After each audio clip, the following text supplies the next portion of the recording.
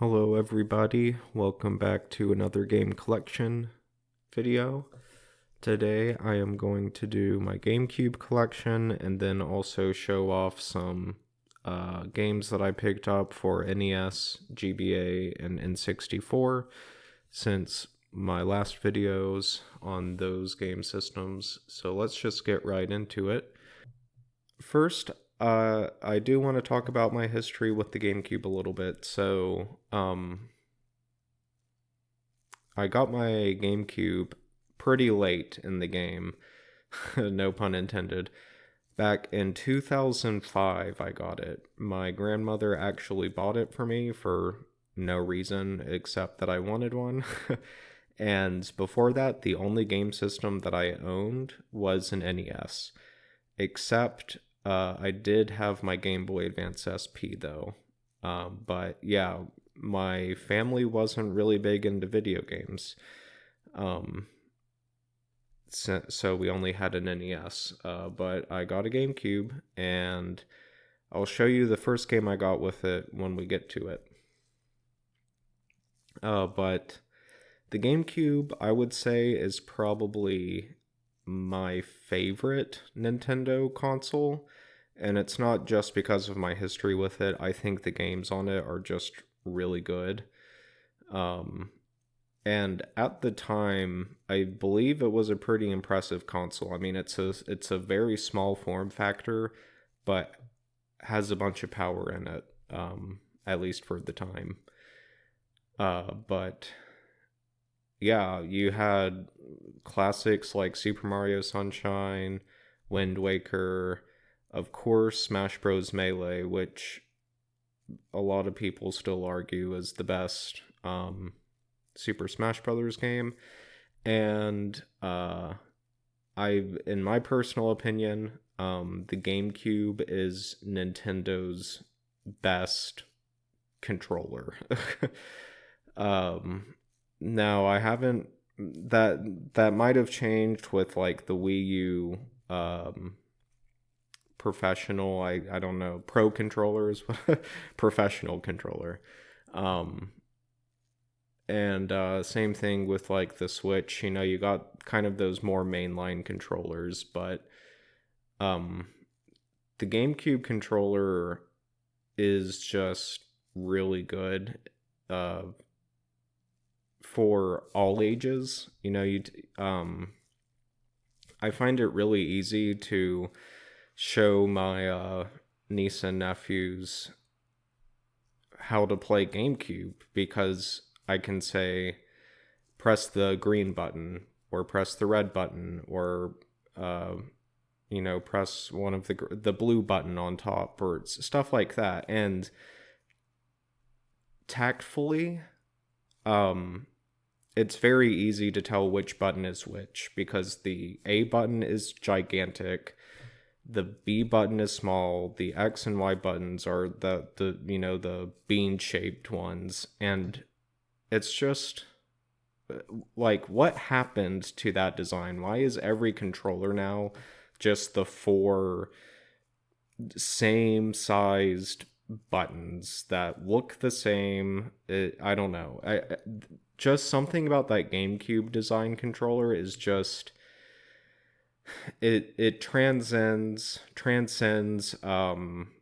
language because I can say the big button instead of A. I can say the little red button instead of B. I think the L and R buttons also feel just really good. I think the only issue with the GameCube controller, really, the two main issues I have with it is I don't appreciate the asymmetry where there isn't a symmetrical Z button. I don't know, that just kind of weirds me.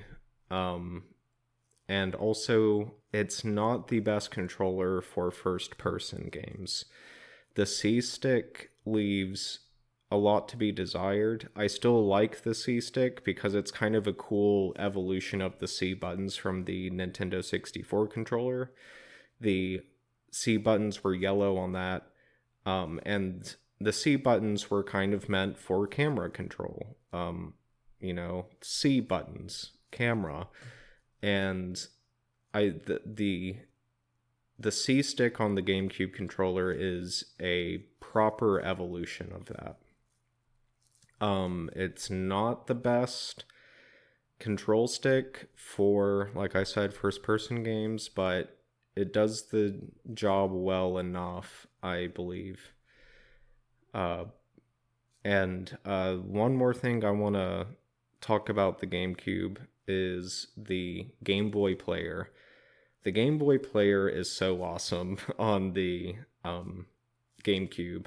And not just the Game Boy player, but the Game Boy adapter for the GameCube. Being able to use Game Boy Advances, I should say, with the GameCube, with games like Wind Waker, where you have additional functionality if you connect a Game Boy Advance to the GameCube, which is such a lost thing now. Like, we don't really get that with games anymore. That was like Nintendo, well, other than the Game & Watch, the original Game & Watch, that was Nintendo's first real double screen experience before the Nintendo DS.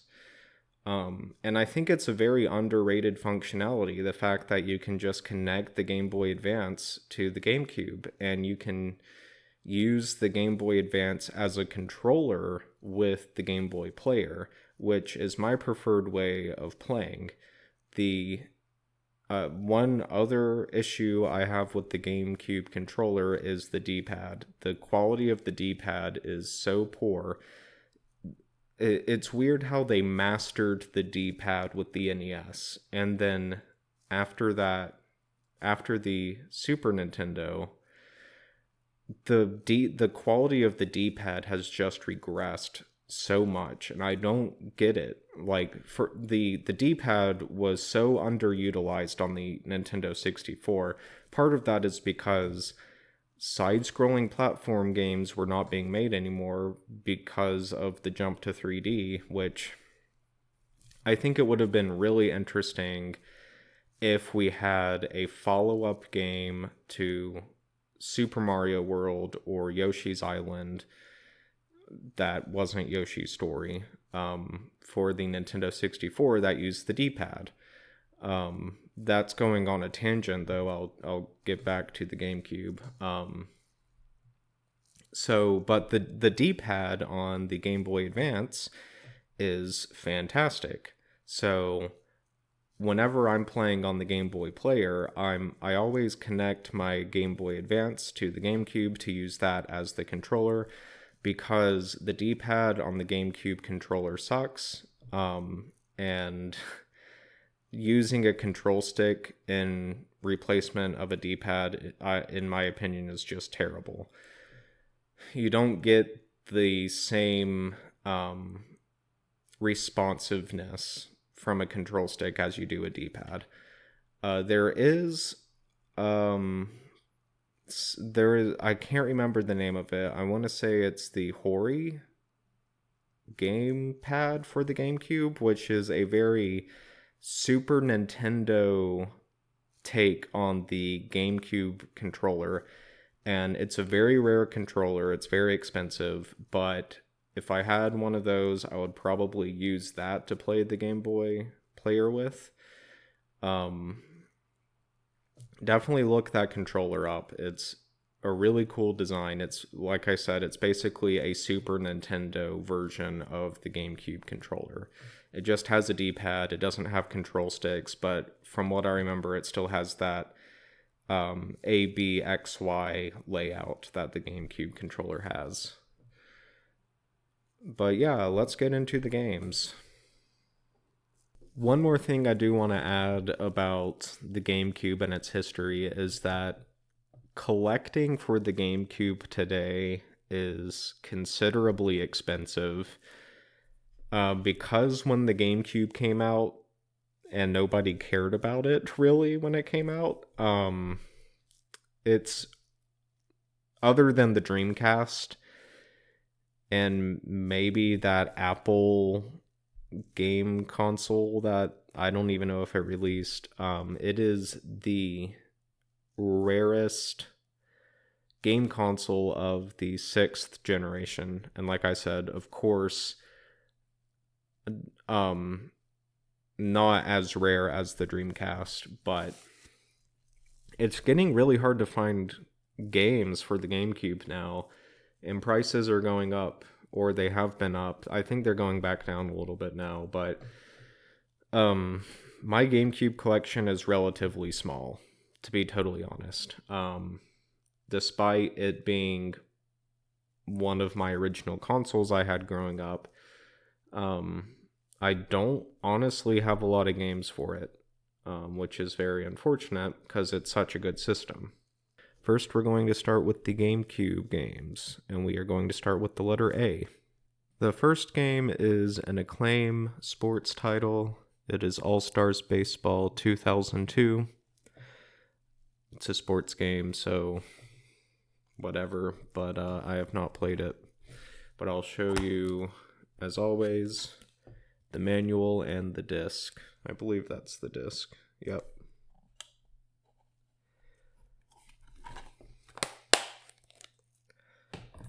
Moving on with the next game. Is a popular GameCube title, originally an N64 title, but it is Animals Crossing. This is the player choice version of the game. I have played this quite a bit. It's pretty good. It's a town simulation game where you can do a whole bunch of stuff in it. This is the first original Animal Crossing game. I'm not sure if it's Animal Crossing population growing or just Animal Crossing. I think most people just refer to this as Animal Crossing. But inside, I have the disc, manual, and the memory card, as you can see. I actually bought this game several years ago, and it didn't have the memory card, so I bought the memory card separately online. And unfortunately, I'm not 100% sure about this, but I don't think that the special content is still on the memory card. I might be wrong. I just haven't tested it. When I've played this game, I was playing it on a separate memory card. The next game for the letter A is Avatar: The Last Airbender. First of all, one of the best shows ever made, and that influenced my decision to get this game. And this is a really good game. It's also on the Wii, but I think you get the same exact experience, except there's an obvious... I don't know anything about the Wii version, but I assume it's the same, but there's these parts in the game, very short, almost doesn't even need to exist, sections of the game that I feel like you can tell were meant for motion controls. It's where you have to earthbend or waterbend or airbend. And it's basically a rhythm game where you have to tap the button at the right time. And I feel like that was meant for motion controls, like that was an obvious motion control segment, but I would definitely recommend this game to anybody with a GameCube. It's a really cool, almost role-playing game. You have an inventory, you can buy and sell armor and jewelry and all sorts of stuff. There's side quests. It's a top-down kind of beat 'em up game when it comes to traversing the world and fighting enemies. It also has a unique story to it. This game came out, I believe, before season 2 or book 2 of Avatar The Last Airbender, before they met Toph. So you have a party of four characters, a party of four characters that you play as, which is Aang, Katara, Sokka, and the earthbending equivalent, which is Haru. Prince Zuko is kind of the main villain in this game, but if I say anything else, it might spoil what happens. But I played this game all the way through. It's a pretty darn good game. It lives, in my opinion, it lives up to the show. Unique story, good gameplay. Here is the inside of Avatar. We have the manual and the disc, but we also have this special insert here. Nick Games Guide, and it's just it's almost like a Game Boy Advance manual, but it shows you all sorts of stuff. It's basically an ad for Nickelodeon games. There's Cosmo and Wanda on the back. I have only one game for the letter B, but it is, I believe, a significant GameCube title. It is kind of in the Advanced Wars series, and saying that, you probably already know what it is if you're familiar with the Advanced Wars series, and that is Battalion Wars. This is a game I had growing up. This is not my original copy. I actually let one of my friends, borrow my GameCube and this game.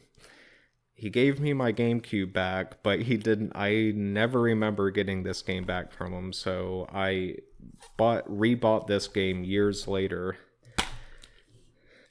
Here is the inside to Battalion Wars.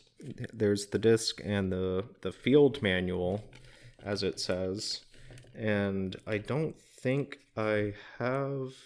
Oh yeah, here we go. I think here I have a Nintendo Power advertisement, Battalion Wars themed. This game is a really, really cool concept, but it's very, in my opinion, it's a pretty hard game. It's a third-person shooter game with real-time strategy.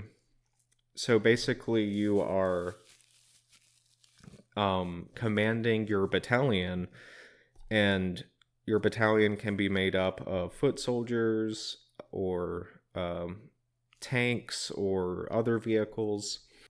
You play as, I can't remember the names, but you play as the green team, and you're mainly fighting the red team. But later on, I think the green team and the red team team up to fight the black team or something. You can kind of tell that they took a lot of inspiration from for the characters, specifically the World War II and Cold War era, because the green team is meant to be like the capitalist Western world. The red team is meant to be like the Soviet Union, sort of, and the black team is kind of like Nazis, like Nazi Germany in a way, which it kind of goes into the green team and the red team joining, despite them not getting along, finding a common enemy in the fascists. But anyway, I think this is a game that every GameCube collector should get. It has a sequel on the Wii that I have not played, but one other story. When I first got this game, this was the first time I'd ever saw the word battalion, And I remember calling this Battle Lion Wars until one of my friends was like, "You mean battalion, right?" I was like, "Oh, yeah, I guess so." Anyway, great game. Definitely pick it up if you're a GameCube enthusiast. Okay, moving on with the letter C. I have two games. First one is Call of Duty 2 Big Red One. This was probably the first FPS game I ever owned. What's strange about this game is that if you're familiar with the Call of Duty games, you have Call of Duty 1, which I honestly think is a trash game. I do not think it's good in the slightest, really. It's just bad in my opinion, but it has a health system where you have to pick up med kits, and then Call of Duty 2 is when Call of Duty started to become really streamlined, where they added just basically Halo 3 ODST stamina, like a Halo shield, essentially, where you have to wait for your health to regenerate while you're in cover and then go back out and shoot. What's strange about this game is that it has the Call of Duty 1 system of having to pick up medkits, despite it being called Call of Duty 2, and I'm not 100% sure about the history of the Call of Duty series, but it makes me think that this game came out before the actual Call of Duty 2. But yeah, this game is also on Xbox and I believe PlayStation 2, so you can pick it up for those systems as well. So I remember one of my classmates claiming that they owned this game for the GameCube as well, and I think both of us had the same problem with this game. This game tends to crash during the Flying Fortress mission. The first part of this game takes place in Africa, fighting the Desert Fox. And then you move up through Sicily and through Italy, and then I honestly can't. I think you go to France on D-Day, but there is a Flying Fortress segment or mission of the game where you're flying, I believe, from Africa to Sicily or from Sicily to mainland Italy, and this game tends to crash during that mission. And I remember not being able to complete this game for the longest time because the game kept crashing.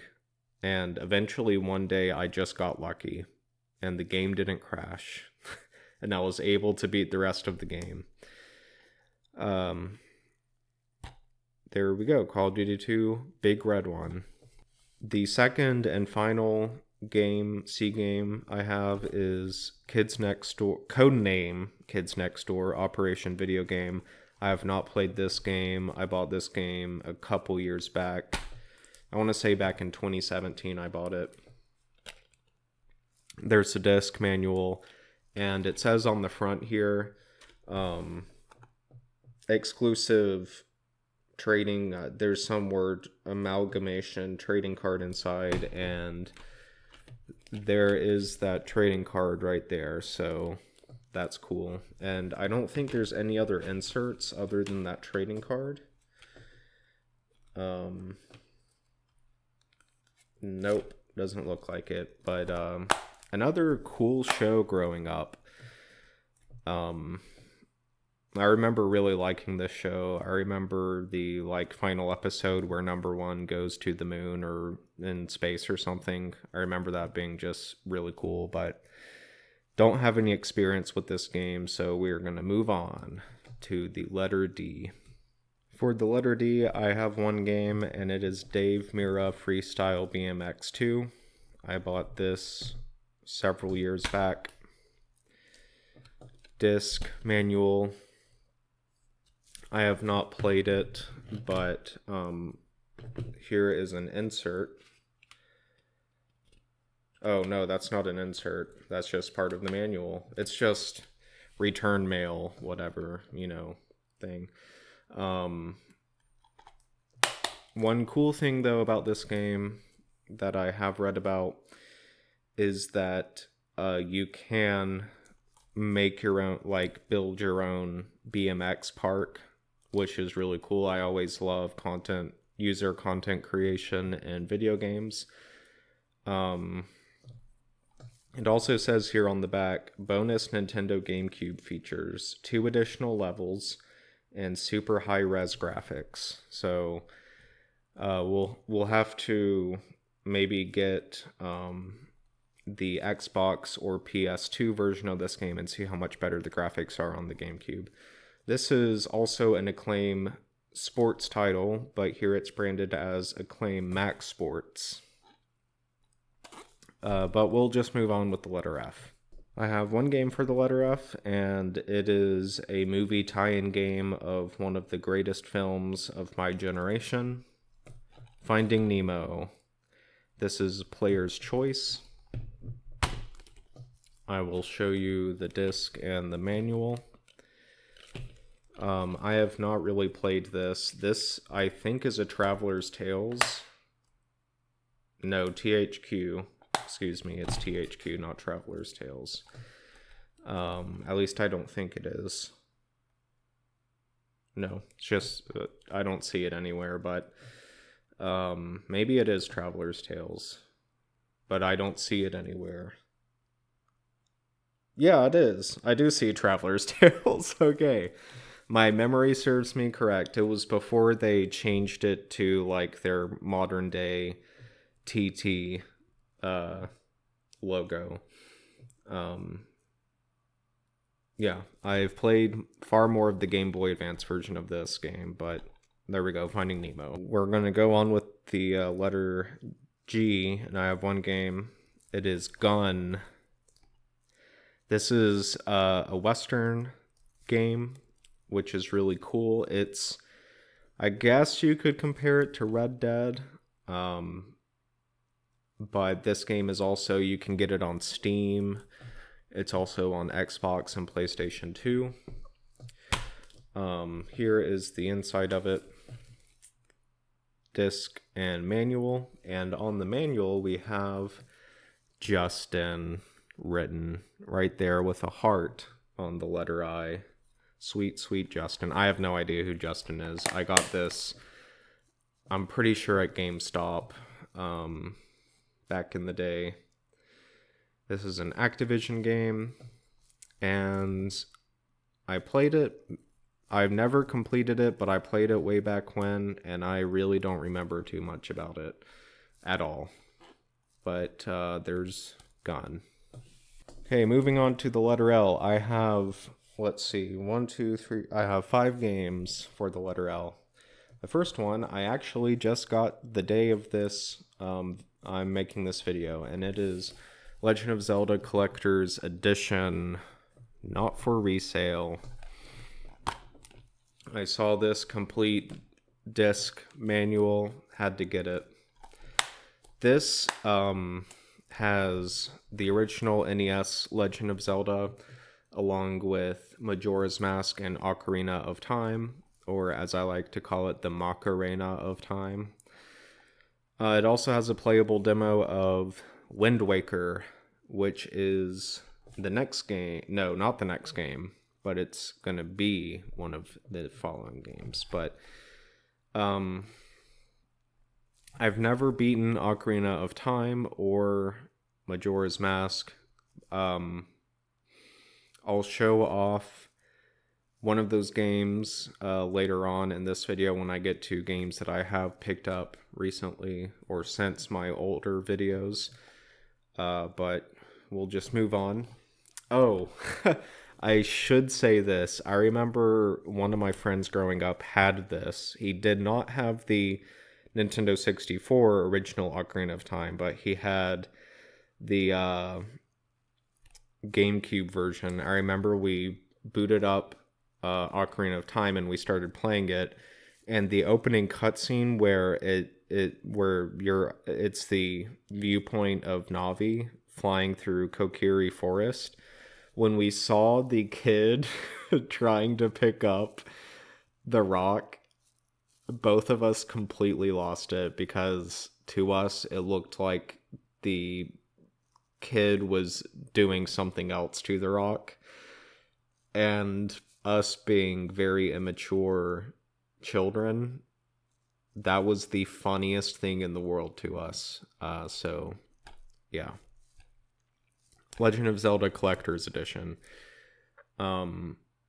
What's really cool about this is that it has the GameCube logo up top instead of like the usual, only for Nintendo GameCube or just Nintendo GameCube. And I think this is how GameCube titles are labeled in Japan, or maybe even in Europe. So this is an unusual kind of look for GameCube games. The next L game I have not played this at all, but it is The Legend of Zelda Twilight Princess. And this is like the darkest, from what I understand, Legend of Zelda game. I can't really comment on it, but I do intend to play it pretty soon here. I believe this game is also on the Wii, but there is the disc and the manual, and I also have, I believe, a Nintendo Power insert here. Advertisement. So cool. The next game is Wind Waker, of course. I've not beaten this game, but I've played a lot of it. I've started this game at least 2 times, but I just, for whatever reason, always start a new game. This is such a good Legend of Zelda game, and this game got trashed for its graphics when it originally came out, which I totally disagree with. I think this is one of the best looking Legend of Zelda games because it has such a cool art style to it. There is the manual and the disc. This game, I believe, I know it's the first game with Toon Link. With the kind of the Phantom Hourglass sort of Legend of Zelda art style. And I do have also a Nintendo Power insert here with Wind Waker. I bought this game. Oh, this also team up with Tingle. And this is the functionality I was talking about with the Game Boy Advance, where this game is compatible with the Game Boy Advance. Really cool stuff. Such a good Legend of Zelda game. Great art style. And it's really cool because of the sea, I think when you compare the ocean to like Hyrule Field and Ocarina of Time, this just throws Ocarina of Time's like Hyrule Field out of the park. It just makes the world, it's so impressive is what I'm trying to say. It's like an open world that other than like the Elder Scrolls games before and like Grand Theft Auto games, we just haven't seen the level like we've seen in this game. Anyway, we're moving on. That is the final Legend of Zelda game. The next 2 games are particularly special to me, and I'm sure to a lot of people as well. And that the first one is Lego Star Wars, the video game. This is actually the first game I got for my GameCube. And this game is the game that started it all. A lot of people would not, back in the day, it's like Lego Star Wars. What a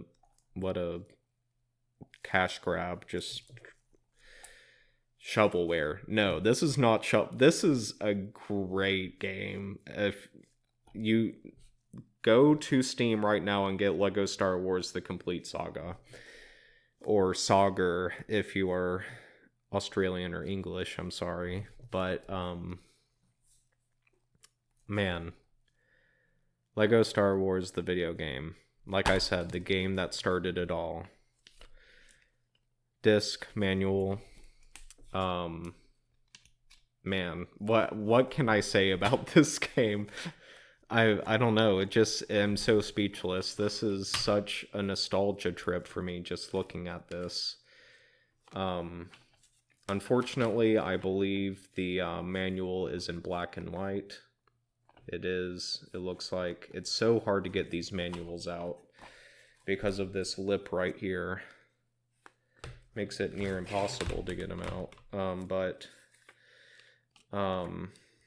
Yeah, you can see the manuals in black and white, but they do have a advertisement for Lego sets on the back of the manual.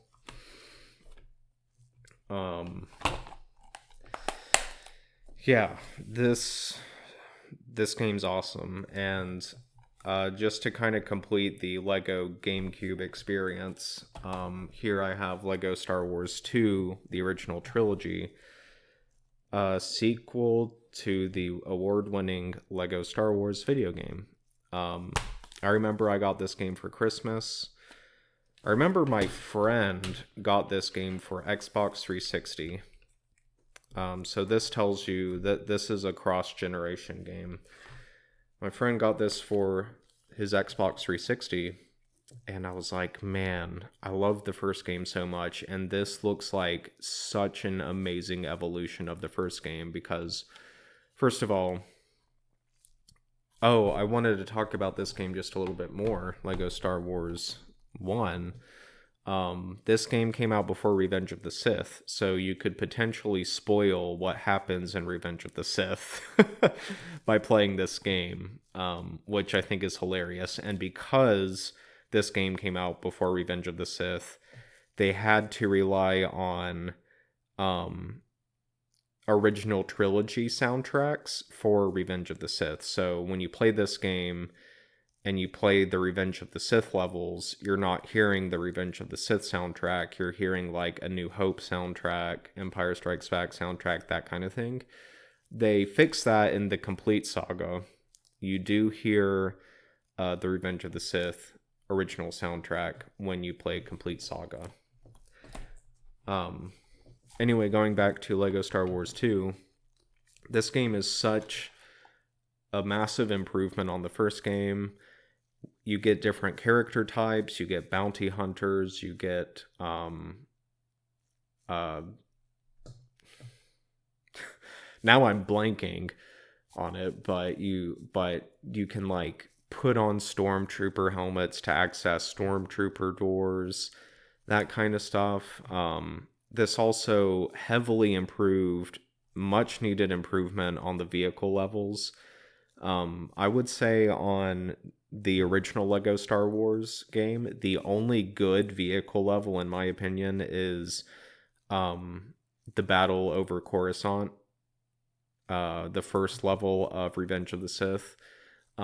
This game heavily improves on the vehicle sections, like the Battle of Hoth. The original the Death Star 1 flying the X-Wing, it isn't really that good, but Battle of Hoth, like in that game, Gunship Cavalry is such a nightmare. It's so bad, but this really improves on the vehicle missions. I remember I got this for Christmas. When I saw it, when I opened it, I screamed because I loved the first game so much.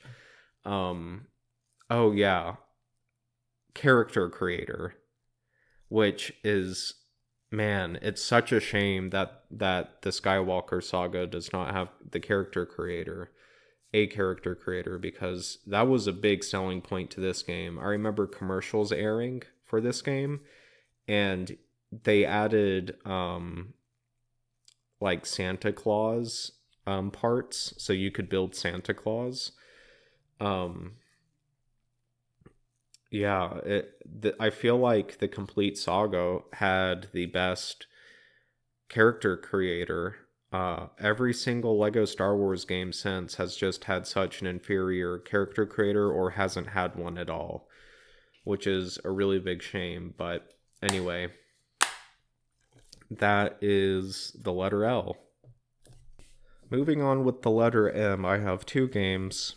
The first one is Metroid Prime. This is a very interesting game. I have not played too much of it. I also originally owned this game back in the day, but I traded it in at GameStop because that was the only way I could get new games, really, unless I wanted to wait a whole year for Christmas. So this is not my original copy, but there is the manual and the disc. Unfortunately, this manual has some significant water damage to it. It's just warped. That's all it is. It's just warped. But this is a first-person Metroid game. First in now a quadrilogy, because they announced Metroid Prime 4. But originally this was a trilogy of games. You can get Metroid Prime 2 on the GameCube as well, and Metroid Prime 3 is on the Wii. Honestly, I cannot comment too much on it because I just haven't. It's been so long since I've played it that I don't really remember it. So we'll just move on with the second and final M game, and it is Mario Kart Double Dash. In my opinion, the best Mario Kart game, and I'm not saying that just because of nostalgia. I own Super Mario Kart, I own Mario Kart 64, I own Mario Kart Wii, I own Mario Kart 7, I own Mario Kart 8, and this is the one that I just keep coming back to. I think it's a huge shame that in newer Mario Kart games, there isn't an option for double dash mode where you can have two characters per kart. It's such a cool concept, and it works so well. The tracks in this game are amazing. The way the item selection works, the character roster, it all just works. And I will never, ever understand why Double Dash isn't an option in newer Mario Kart games. You will notice that in permanent marker it says Howl on the front and back, and also on the disc and manual, Howl is written. And that is one of my friends, two of my friends, last name Howl. They gave this game to me when they were kind of getting rid of their GameCube stuff. So most people would see that as a blemish, but I kind of see it as like a good reminder of the friendship that we still have, but it's just, that's more sentimental to me versus I feel like other people would see that as a blemish on otherwise a good game. Yeah, Mario Kart Double Dash. I think I've said all I wanted to say about this game. Trying not to make this video too long, but we'll move on with the letter N. For the letter N, I have another acclaimed sports title that I have never played. NFL Quarterback Club 2002. featuring the exclusive quarterback challenge mode. Not played it. This and All-Star Baseball 2002, this was back in the day when it wasn't just 2K Sports and EA Sports having a monopoly on everything. A lot of people, a lot of companies were making their own sports games. And because of that, the market was pretty oversaturated, but at least there was competition. But again, I have not played this game, so I don't have much to comment on it, so we are moving on. The next game is a letter O game, and it is a movie tie-in game, Open Season. I've not played this game, so I don't have much to say about it. I got this game within the last couple years, so we're just going to move on to the next letter, which is the letter P. I have one game for the letter P, and it is also another significant GameCube title, and it is Pikmin, the original Pikmin. I have not played this. I got this a couple years ago. My sister saw that somebody was selling this on Facebook Marketplace for ridiculously cheap. If you know a lot about Nintendo collecting, or especially GameCube collecting, you know this is a very sought out title, so it can be pretty expensive. Somebody was selling this game, not realizing what they were selling, and yeah, my sister got it for me. Unfortunately, I do not have the manual. I will need to get the manual at some point, but I do have this Nintendo power insert here. Again, not much to say about it, so we will move on. The next letter in my collection is the letter R, and the first game I have is Rampage Total Destruction. You can get this game on PlayStation 2 and Xbox, I believe. It does not say only 4, so yeah, it's on something else.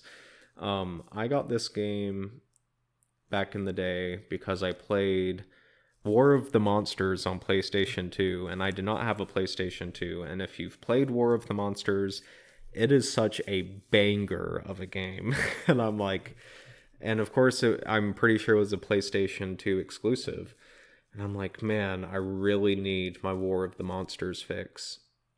So I saw this game on a shelf at Walmart, and I'm like, that looks like War of the Monsters. It is nothing like War of the Monsters, but I kept it because it's still a really good game.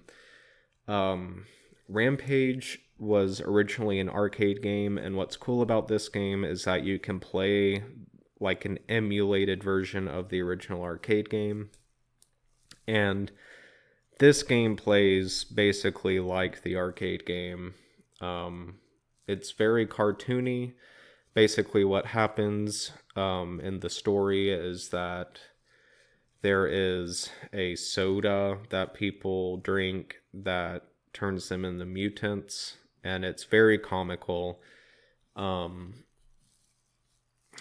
It's, you know, when you play War of the Monsters on the PlayStation 2, you see those cutscenes of how the monsters came to be, and you kind of see that in the opening cutscene of this game as well.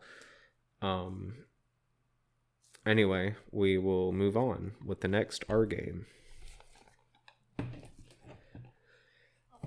The last R game is Robots, a movie tie-in game, and if you watched my PlayStation 2 collection video, you'll know that I also have this for the PlayStation 2.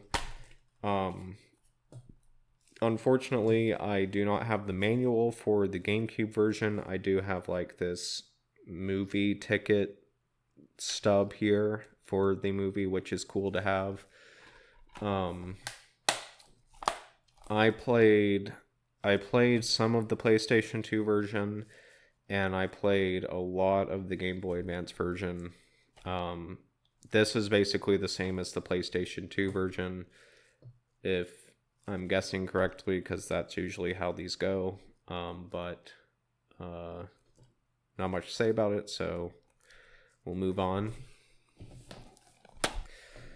The next letter is the letter S, and I have several games for the letter S.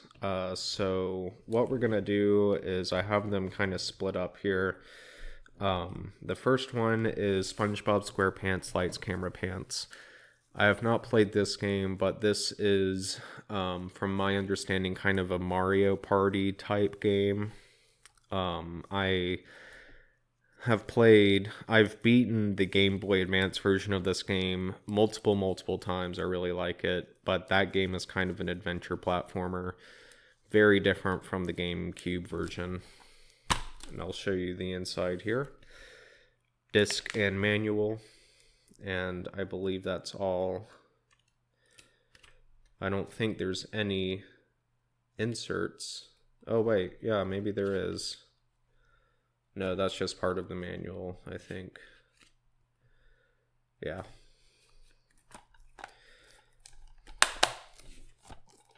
The next S game is another SpongeBob game, and it is SpongeBob SquarePants The Movie. I remember, well, I got this game recently.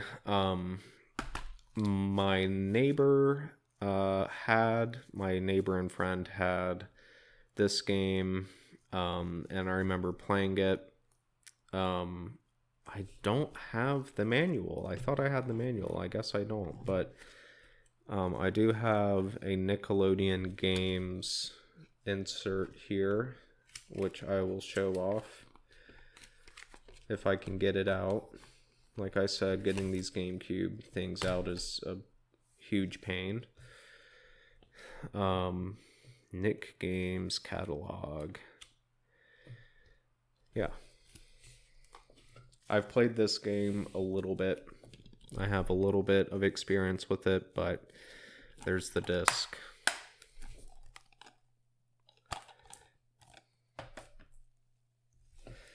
The next game is the two following games are the only two Star Wars games I have that aren't Lego. The first one being Star Wars Rogue Squadron 2, Rogue Leader. This is a sequel to the very awesome Rogue Squadron for Nintendo 64, or Rogue Squadron 3D if you get it on PC, either through Steam or through an original copy, but there is the disc and the manual. Like most games, I have not played this game.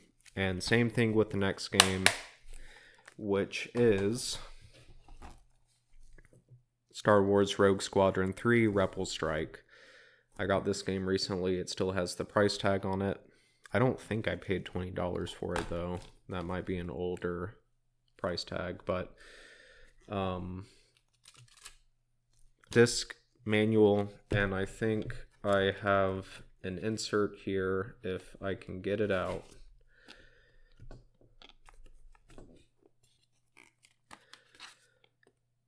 It's kind of like a... Oh, it's one of those register your games kind of deals going on there. The next game, basically the sequel to Super Mario 64, and it's Super Mario 128. I mean Super Mario Sunshine. What a amazing but frustrating game. There is the disc, the manual, and I believe there's a Nintendo Power insert in here. If I can get it out.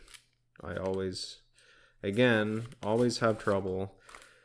There is a Nintendo Power, Luigi's Mansion sort of insert there. I've beaten this game once. I've only beaten it once. This is such a good game to play in the summer. A very underrated Super Mario game. Definitely a game that everybody must own if they have a GameCube. Good luck getting a copy, though. It's not that bad. It's not really that bad to get, but such an underrated gem of a Mario game.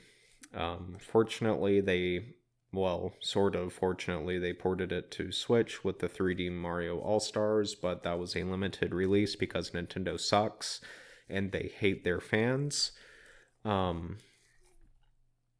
Yeah, like I said, I've beaten this game once. This is not a game I had originally growing up. I got this game as an adult, and I beat it the year after I graduated high school. And when I was in college, and it was, well, I played, not when I was in college, because I played it during the summer, because it's a great summer game to play. But yeah, Super Mario Sunshine, Yahoo! Next game is this even? Yeah, it is. You already saw it there. It's Super Mario. It's Super Mario Ball. It's Super Monkey Ball. I was going to say, I was wondering if this was an exclusive, but it is. And this is a game I played a lot at my neighbor's house, the same one that had Super Monkey, or God, SpongeBob the movie. Basically, in middle school, we would on Fridays we would have Super Monkey Ball, Monopoly. We would play Monopoly, the board game, pizza, and Halo 3 night when we were in middle school. We would play those three games, Super Monkey Ball, Halo 3, and Monopoly, and then order Pizza Hut. And those were the days. Kind of like that Office quote where you wish you knew you were in the good days when they were happening. I totally butchered that quote, but you know what I mean. This game can also be really frustrating. When it comes to marble games, I prefer Marble Blast Ultra on Windows or Xbox 360. With Super Monkey Ball, you're not necessarily controlling the ball, you are controlling the course. So you're tilting the course. You're not rolling the ball, you're tilting the course, which can make things a bit more complicated, but great game, great series. And continuing on, of course, we have Super Monkey Ball 2. This is player's choice. This is not the one that we played. We played the original Super Monkey Ball, so I don't have a whole lot of knowledge on this game, but when we played Super Monkey Ball 1, a lot of the times, we would either play on the single player courses, or we would play the versus modes where you have like the fist punching thing on each ball. You know what I'm talking about if you played them. But anyway, moving on. The final Super Monkey Ball game, I believe, on the GameCube is Super Monkey Ball Adventure. This is the black sheep of the... Well, I don't know. I've heard Banana Blitz is... A lot of people dislike that game, but they consider it kind of the worst Monkey Ball game. But this is kind of the black sheep of the Monkey Ball franchise. This is actually a game I owned myself growing up. Again, not my original copy. Most GameCube games I ever owned, I eventually traded in at GameStop. Like I said, that was the only way I could get new games. If I didn't do that, I would have a whole lot more GameCube games, and that's why I have so little of them. Anyway, this is what the title says. It's an adventure version of Super Monkey Ball, essentially. It has like a hub world. It's not like the other ones where you have these courses. This one might have course. I cannot remember. It's been so long since I played. But anyway, moving on because I'm just stumbling over my words.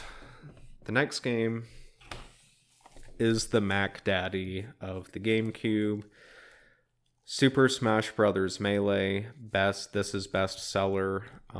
You can get, there's two different versions of this game, bestseller and then 1 in 4 player action, whatever it says right here. I got the bestseller version. This was basically the game. This was the reason why I got my GameCube. Again, I did not. My first game was Lego Star Wars, but this was the game that I really wanted for GameCube when I wanted to get a GameCube. Man, what can I say about this game that hasn't already been said? This is my favorite Super Smash Bros. Game. I do think objectively Ultimate is probably the best game. It has the biggest roster. It has Banjo-Kazooie, for goodness sakes. So it has to be pretty good, but Super Smash Bros. Melee. This is one of the GameCube games, other than Super Mario Sunshine, that I consistently play throughout the years. I still have my memory card from way back when. I still see all the trophies I got over 15 years ago at this point. Yeah. It's really cool. Unfortunately, I'm sorry, but I'm just not as good as other people at this game. I still have not unlocked Final Destination. One of my friends came over to my house a couple years ago, and he unlocked Final Destination for me, but I guess my memory card was corrupted because it did not save, unfortunately. But Super Smash Bros. Melee, I think I showed you the disc and the manual already. And for some reason, I have a second manual. And I think what happened is that before I got my GameCube, what I would do, because I loved reading game manuals back in the day, I'm pretty sure I borrowed this manual from my neighbor and never gave it back. The same Howl that gave me my copy of Double Dash. This was their copy manual. Yeah, so I think I did the same thing with War of the Monsters. I borrowed their War of the Monsters manual to read, and then I just forgot to give it back, but still have the manual. Anyways, that does it with the letter S, so we'll move on to the letter T. For the letter T, I have two games. First one being Tiger Woods PGA Tour 06. I remember this was one of the last games I got from GameStop when I traded in the game, and what a mistake that was. Because first of all, it's Tiger Woods. No, I mean, I'm not trying to throw any shade at anybody, but it's an EA Sports title. Like, why? And I'm pretty sure I traded Metroid Prime for this game. Either that or one of the Naruto titles, which was a huge mistake, but whatever. It's Tiger Woods. Next game. Last T game. It's Turok Evolution, and I have not played this game. You can get this game on Xbox and PlayStation 2.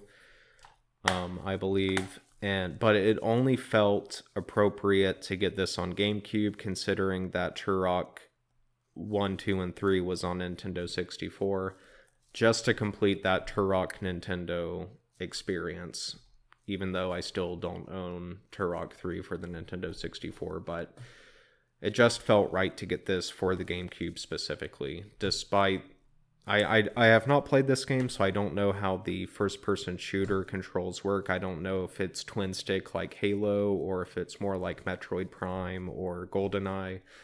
But if it is twin stick, then maybe The GameCube version isn't the best because of the C-stick, but anyway, you know what I mean.